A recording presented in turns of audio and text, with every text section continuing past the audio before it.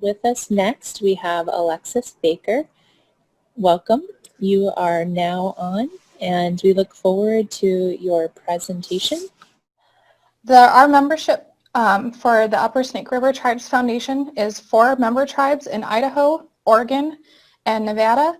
It consists of the Shoshone Paiute tribes of the Duck Valley Reservation, the Shoshone Bannock tribes of the Fort Hall Reservation, the Fort McDermott Paiute and Shoshone tribe, and the Burns Paiute tribe.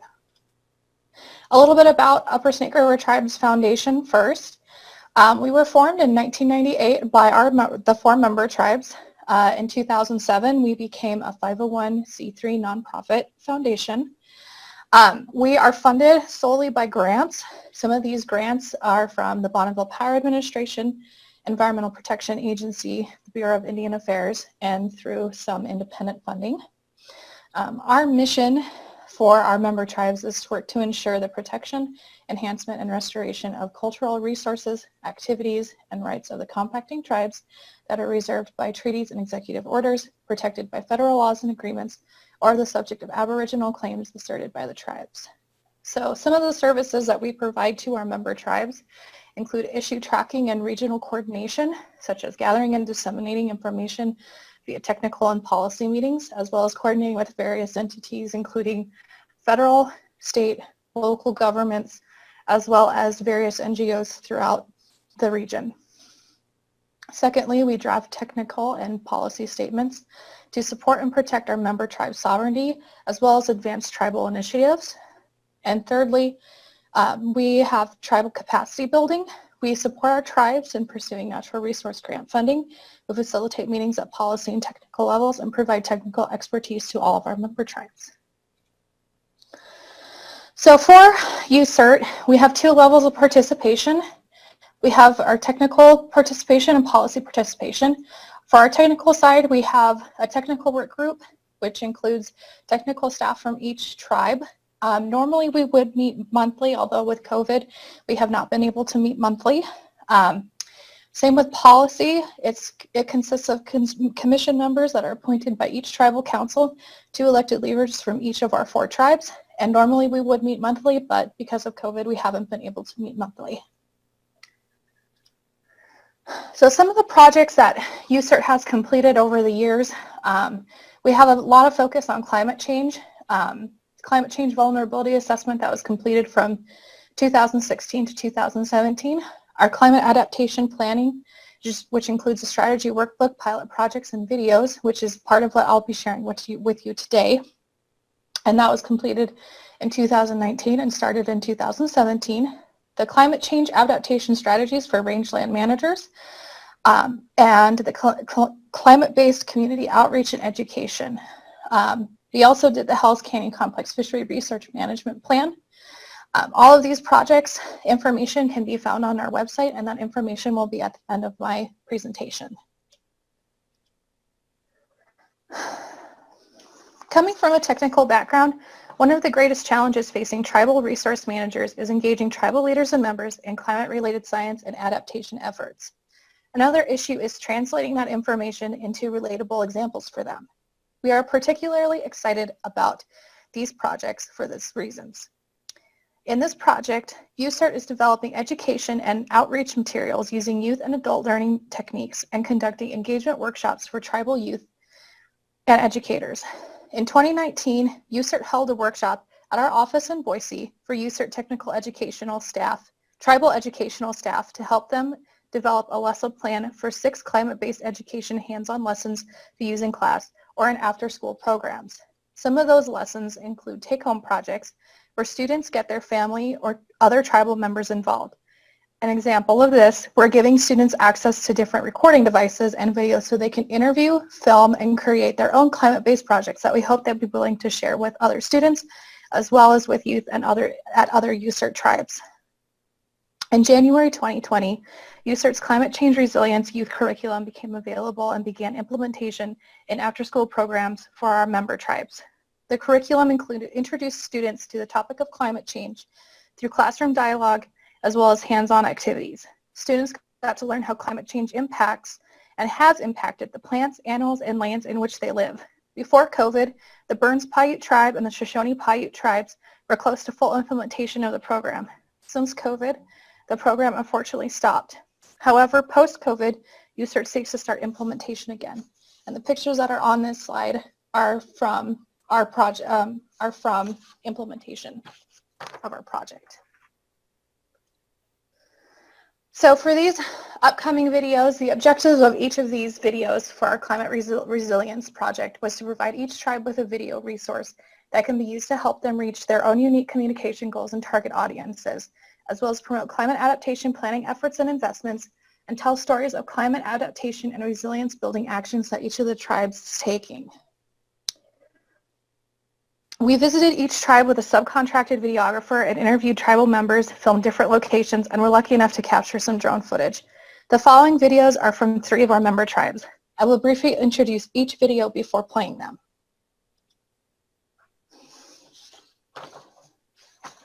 The first video is from Fort McDermott Paiute Shoshone tribes, and it is a glimpse into how climate change is affecting the tribes and what they are doing to respond to those changes. This video highlights some of the key challenges facing the community and how they are working to engage the youth in the process of building climate resilience.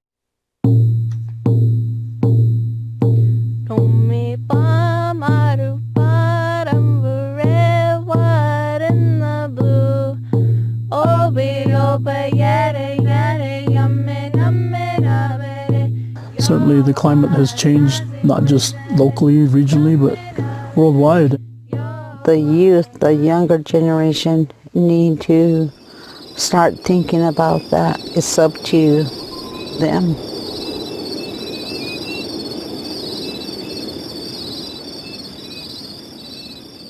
We hear a lot about the youth not understanding our language, not speaking it, not being interested, but what are we doing as a community, as adults, to try to bring that, to tie that generational gap that we've created? One of the biggest teachings that my grandfolks used to tell us was, wherever you go on this earth, it's the same earth. I think really it helped prepare me when I went out, going into different places that I wasn't familiar with. I had a better understanding of being respectful to the land, to the animals, to the plants. The natural resources has a significance to our cultures. That's the biggest thing, really. Droughts seem longer. It seems to be getting hotter. No replenishment with water, so a lot of our foods are drying out. We've had more wildfires recently. It's destroyed a lot of areas that pushed away the certain types of animals and plants, for sure. You don't see those birds no more. You don't hear those birds. So the sights and sounds of nature itself has certainly changed quite a bit around here. Our river's not running anymore. There's no place to go fishing. Kids used to fish all the time. We used to always go down there. Now it's that has a lot to do with the changes and, you know, not being out there outdoors to do the things that we did when we were kids. Growing up on the reservation, fishing, hunting, hiking, camping, gathering wood, just going out and gathering foods and different things. Coming back, there's really no place to go back to, seemed like to me. We are supposed to be the caretakers of this land. You know, what can we do to adapt to these changes?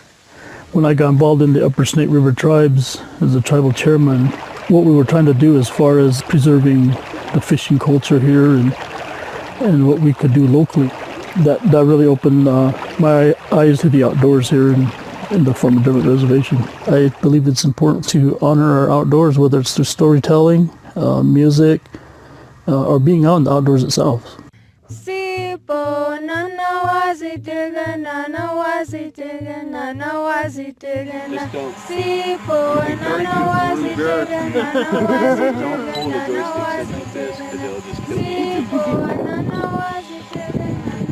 It feels good to be on our land.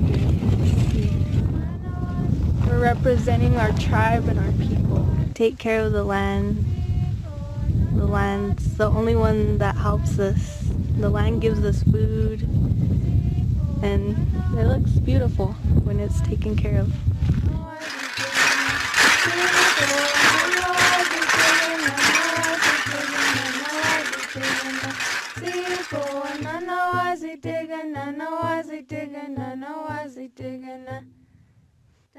What about the flag song or the flag song?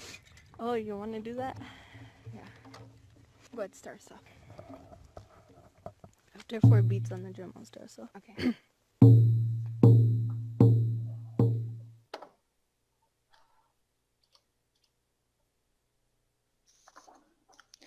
The second video focuses on the Shoshone Paiute tribes of the Duck Valley Reservation. The Shoshone Paiute tribes of the Duck Valley Reservation have seen significant changes due to changing climate conditions. Climate change has affected the natural and cultural resources that are an important part of the tribe's history and culture. The tribe is taking action to enhance their resilience. It is relocating beaver populations to higher elevations where they can live and thrive and bring multiple benefits to both people and wildlife.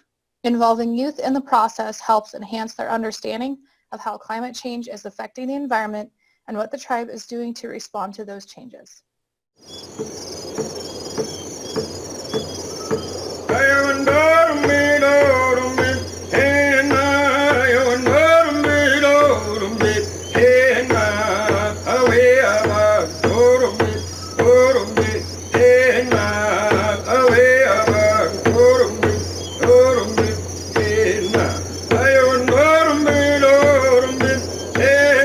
Because of the climate change and what have you, things have changed a lot. And that concerns us as Indian people because we see it, we live it. So things have changed in that respect. Anymore, it seems like the winters that we get, it's not even really a winter. We may get 4, 5, 6 inches of snow that might hang around for a month, and once it's gone, that's pretty much winter. So I guess as I was growing up, the people, my parents and others, always emphasized the 4 seasons because they watched for signs from the animals. Because, you know, in our religion, all animals spoke. Everything spoke, rocks, everything. They also spoke Shoshone or whatever language. And so now I see that they are so mixed up that, you know, they can no longer tell us, now is the time to go fishing, now is the time to go dig roots. They can't do that anymore. They're not able to. There's a creek up here we call Fawn Creek that used to have quite a number of beaver dams in there.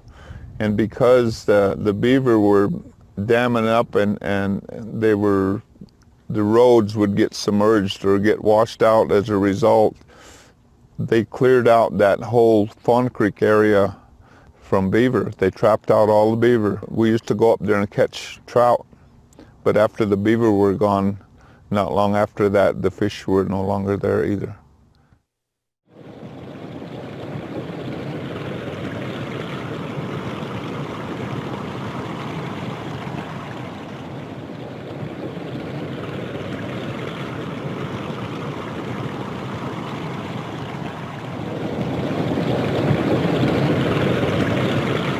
Here in our reservation, due to the climate change, less snowpack and also the early spring runoff, and we need to secure some good water for the dry season during the summertime. So when beaver builds a dam high up in the mountain and slow down the water, and then provide some more cool water to the tributary and then the east fork of Ojai River, that could be beneficial for all ecosystem. So the water through the beaver pond is very cool and cool.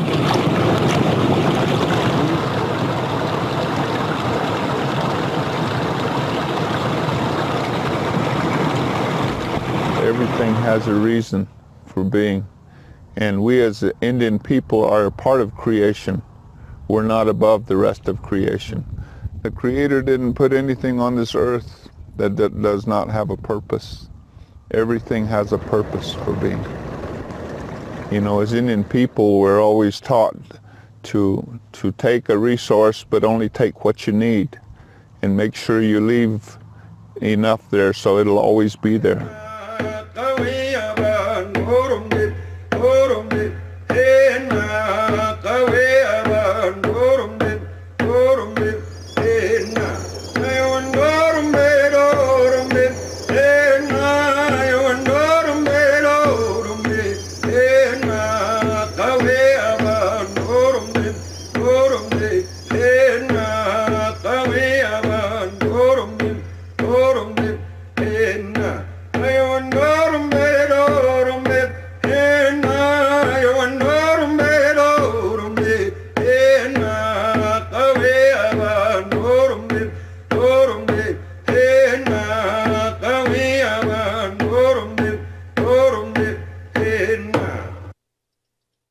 The third and last video features the Burns Paiute tribe. Climate change is already affecting the plants, animals, and water that are critical to the Burns Paiute tribe. In order to protect their community and their way of life, more community members need to be involved in thinking about and taking action to respond to climate change. Youth are key players in climate resilience projects in the hopes that they see themselves as part of the solution and continue to steward the tribe's land and culture. Strengthen connections between elders and youth is a key part of the solution. Pilot projects such as the release of Chinook salmon into the Upper Malheur River provide opportunities for the youth to re-engage in the cultural traditions of the tribe. Without natural resources, the tribe doesn't have cultural resources. Caring for these two things enhances community wellness and is a critical step in responding to the climate crisis and enhancing climate resilience.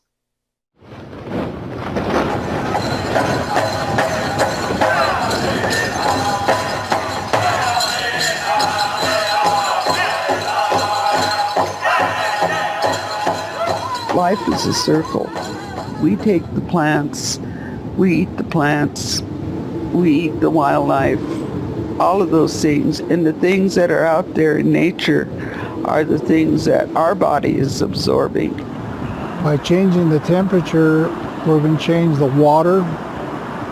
The fish needs a certain temperature to grow in, and the snow's going to come off, and we're going to get more into a drought. The river used to be running constantly all year. The cattails and tules and things that used to grow along the river are diminished quite a bit. We need to get involved in what's going on in the community as far as climate change.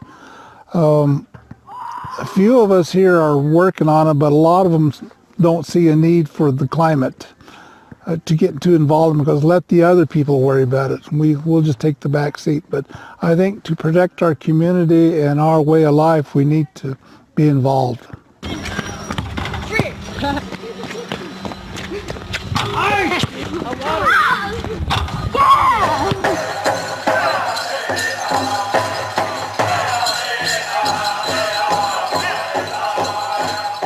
We were growing up, we had to chop water, haul wood, and go hunt and fish for what we had to live on. And so, yeah, we need to, to me, strengthen our new generation and our old generation and get on the same route.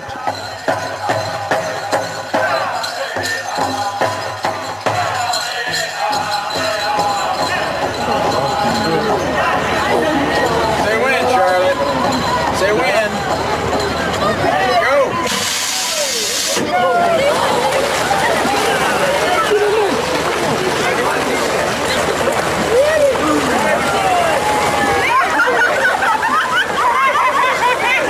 We are trying to introduce salmon that way and teach the young people how to prep the salmon, how to catch them.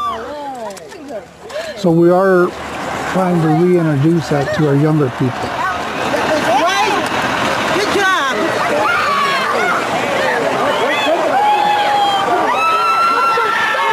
It takes time.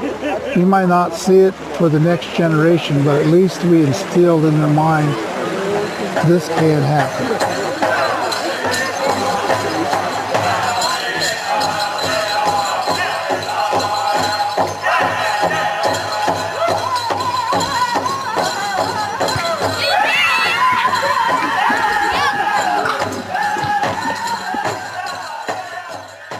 You know, things aren't going to last forever if we keep doing the things that we're doing.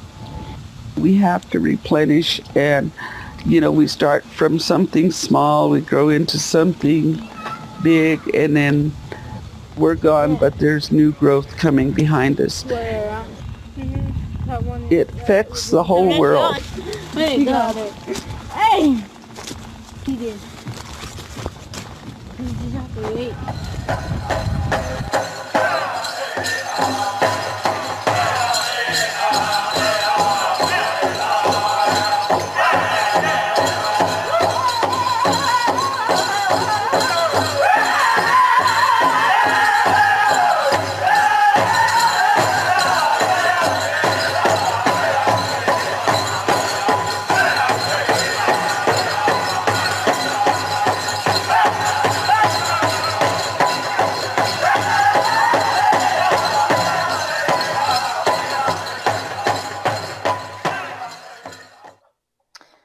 right, that is the end of my presentation.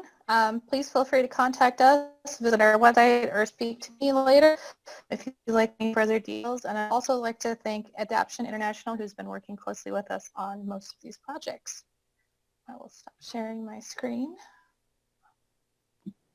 Thank you, Alexis. I really appreciated that. And I know that our traditional stories talk about beavers and what an important pivotal role that they play in our society and waterways and our water health, and how they're a keystone also for our salmon health and how it's so interconnected. So Ganesh Chish Plain for sharing that presentation.